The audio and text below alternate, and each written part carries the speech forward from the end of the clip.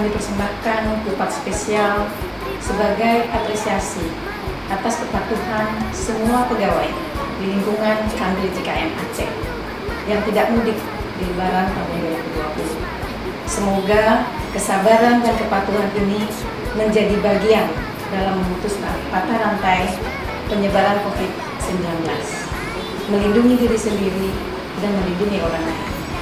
Terakhir, izinkan kami beserta seluruh jajaran mengucapkan Selamat Hari Raya Idul Fitri 1 Syawal 1441 Hijriah.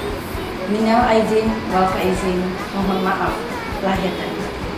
Kantorku, rumahku. Rakyatnya makmur terjamin.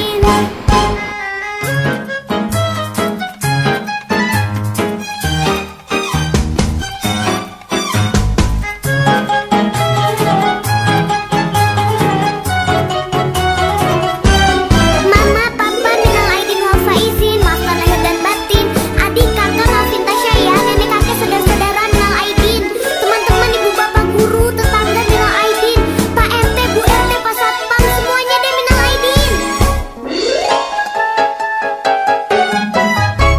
Dari segala penjuru mengalir ke kota, rakyat desa berpakaian baru serba indah.